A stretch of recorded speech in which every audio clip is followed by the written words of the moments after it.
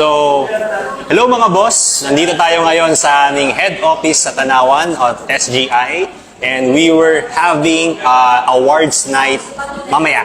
Okay? And syempre, hindi ko papalagpasin yung mga pagkakataon na ito na mag-met natin ang isa sa mga top earner ng kumpanya namin. Ito guys, may inspire kayo kasi ako sobrang na-inspire ako sa taong to.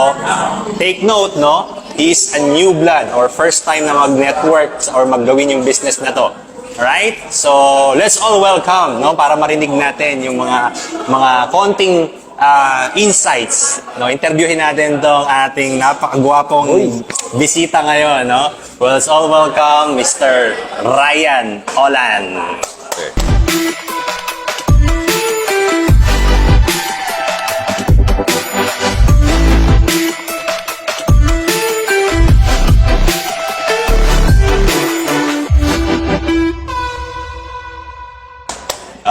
Coach, coach? First time ba?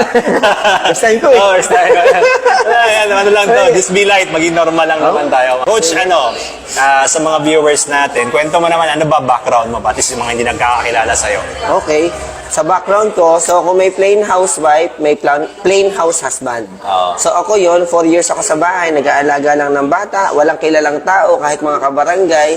Ang alam ko lang is first week, tumatanggap ako ng pera galing sa asawa ko, and yet gagastusin ko yon at babudgetin ko siya hanggang katapusan. Yung asawa mo, coach, saan nag-work? Nasa Italy siya. For 10 years na siya doon. Italy. Sa Italy. Maganda sahod doon, no? Maganda sahod, kailan di makauwi.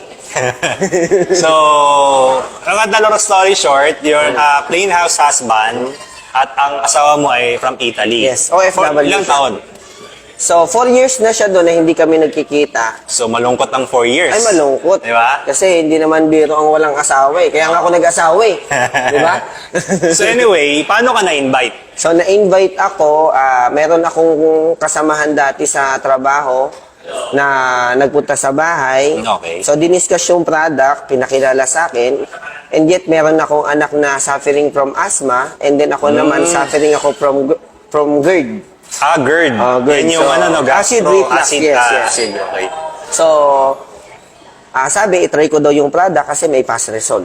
So, I tried the product and na-convince ako at bumilib ako sa ganda ng produkto kasi yung 5 days hindi na umabot dun eh.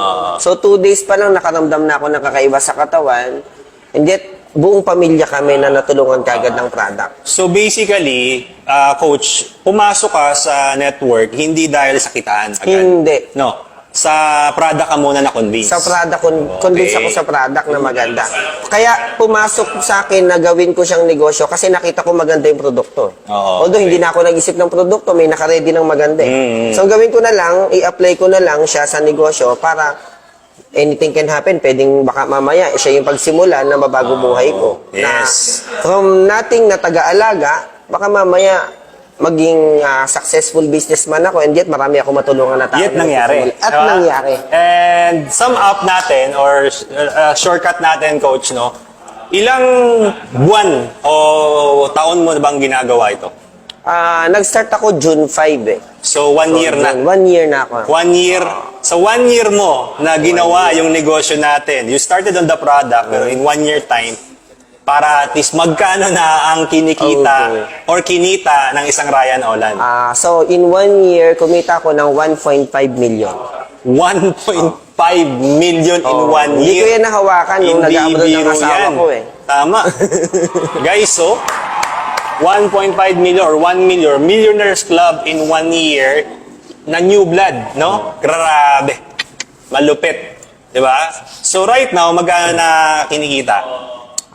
Range ako, monthly, hindi ako bumaba ng 100,000 per month. Ibig sabihin, mas malaki na kinikita mo sa asawa mo sa Italy. Oo.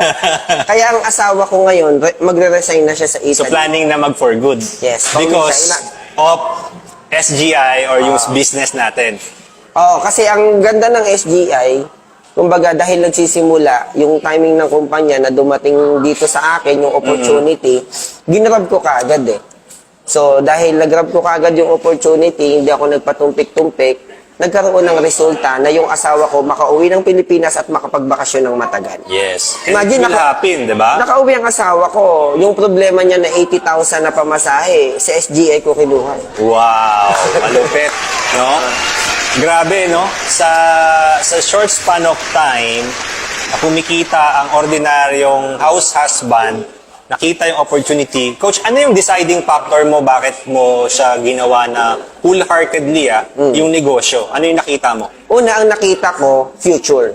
Magandang future. Number one yun, future. Magandang future. At the same time, pwede akong maging bridge sa mga taong may pangarap. Oh, so, magiging blessing. Yes. Okay, future, una nakita mo pangarap, nabuksan yung pangarap mo. Second, yung magiging, magiging blessings ka sa ibang tao. Makakatulong din. Alright. So, yan yung talaga na nakita ko. And yet, nung nakita ko yung magandang future, sabi ko, hindi ko pahirapan ang sarili ko na mag-isip pa na kung ano-ano. Yeah. So, nandito na eh. May Nakita built-in ko na, may built-in na sistema nasimulan ko na at nakita ko na maganda ang sistema, maganda ang produkto, hindi naman ako magaling na tao. Sa ganda ng sistema, sa ganda ng produkto, hindi mo kailangan maging magaling dito. Yeah. Ang kailangan mo lang magdesisyon sa puso mo, sa isip mo, na kailangan mo gawin to. Bakit? Alam mo, may mangyayari sa buhay mo na maganda. Yan. Wow, the best, the best. So, wag na natin masyadong patagalin. Coach Ryan, no? Sa mga kagaya mo na magsisimula or bago lang sa gantong negosyo or yung mga viewers natin na hindi pa part ng community natin, ano yung mensahe mo para gawin nila o bago nila gawin yung negosyo? Okay. So, bago nila gawin ang negosyo, para sa akin, nakagaya ko, kailangan munang bumilib muna sila sa sarili nila Okay. na may kaya silang gawin na higit pa sa mga nagawa nila noon. Okay. Number Okay? one, believe system sa sarili. At sa mga nandito na, kailangan nyo lang maging matatag at gawin mo siya ng masaya. Yan. So, enjoy the business. Ang ginagawa mo siya, Trust the kailangan mo, process. tama. Okay. Maging masaya habang ginagawa mo siya. And yet, dahil na-enjoy mo siya, hindi mo naramdaman yung pagod. Yan, tama diba? So wala, mabilis lang, no? Mabilis lang yung result, di mo mamamalayan. 1 year na, milyonaryo ka na pala. Yes. Okay. Wow, wow, wow. Congratulations, Coach Ryan, and thank you sa time mo. I know you're very busy. And guys, narinig nyo, ang isang Ryan Olan, no? Is a new blood and a millionaire in 1 year. Bibihira ho yan sa ganitong klaseng negosyo na magkaroon ng ganyang klaseng resulta.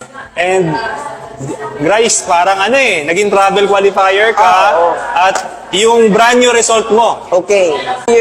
In 1 year, 1 year na ginawa ko yung negosyo, so nakabili ako ng sasakyan, yung Juke, and yet yung bago kong sasakyan ngayon, na Ford Everest. wow. Yan. 2 cars in 1 year. In 1 year. 1.5 million.